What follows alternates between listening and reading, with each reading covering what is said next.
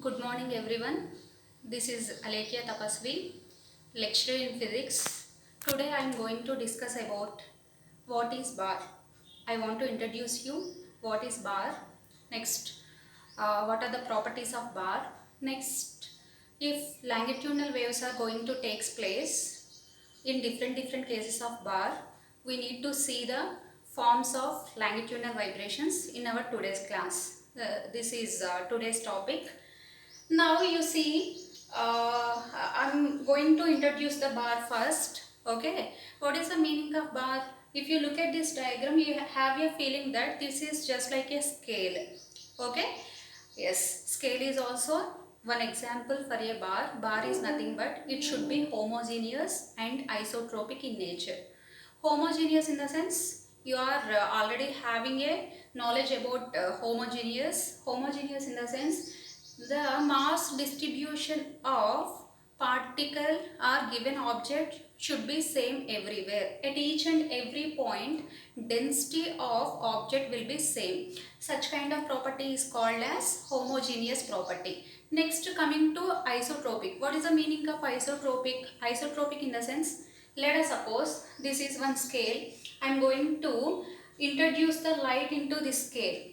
Okay, along negative x-axis. If this bar is accepting the light along the x-axis direction, the same intensified light will be enter into this bar along the y-axis as well as along the z-axis also.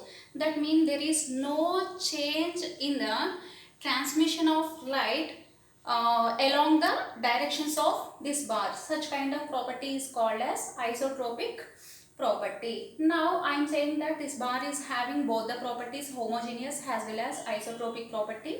Next, coming to the vibrations. Let us suppose if you are giving the external force, if you are applying the external force on this bar, we can expect different kinds of vibrations. One is longitudinal vibrations, second one is lateral or transverse vibrations, next third one is torsional vibrations. But strictly I am saying that this is the length of the bar. The length of the bar is much more greater than the area of cross section of the bar. Since it is this length of the bar is more than the area of cross section of the bar, strictly I can avoid transverse vibrations as well as torsional vibrations. So I am only interested on longitudinal vibrations going to take place in a bar.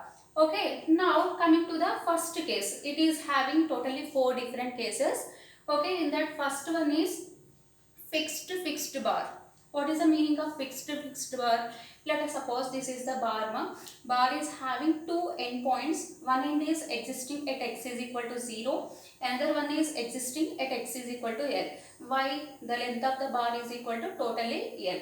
If these two ends of the bar are fixed to some rigid supports, then if longitudinal vibrations are going to take place. First of all, what is the meaning of longitudinal vibrations? If vibrations are going to take place, the particles of medium will vibrate along the direction of propagation of the wave. Such kind of vibrations are called as longitudinal vibrations. Now, let us suppose longitudinal vibrations or longitudinal waves are going to take place in the bar. Since these two are fixed rigid supports, these two are fixed to a rigid supports, we can expect node points here as well as here. Therefore, here at the first end point and also at the second end point, the displacement of wave is equal to 0. Since the displacement of wave is equal to 0 at first initial point, it is equal x is equal to 0 as well as second end point x is equal to L. These two are called as two boundary conditions which will be applicable to this fixed bar for all times t. All times t in the sense if t is equal to 1 second, t is equal to 2 seconds, t is equal to infinity seconds also. These boundary conditions will hold good for this fixed bar. Next, coming to the second case. We are taking the second case as free bar. What is the meaning of free bar?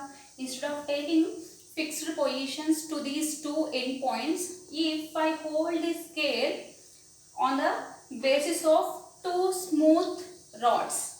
Okay, where are those two smooth rods? Those two are nearer to two endpoints, but they are not exactly at the endpoints. This is called as free bar. Now, at the time, if waves are going to introduce into this free bar case, at the first endpoint as well as second endpoint, we can expect antinode points of the wave. At the antinode points, we can say that the displacement of wave is maximum. If displacement of wave is equal to wave is maximum, its differential function is equal to 0. Therefore, the boundary conditions will made like this. The displacement of wave with respect, the differentiation of displacement of wave with respect to x is equal to 0 at x is equal to 0 at first initial position. Next, at the second end point also, the displacement of the wave differentiation with respect to x is equal to 0.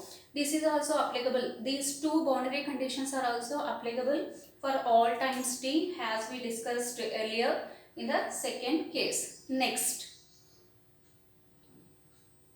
we have two more cases. Fixed free bar case, that is the third one.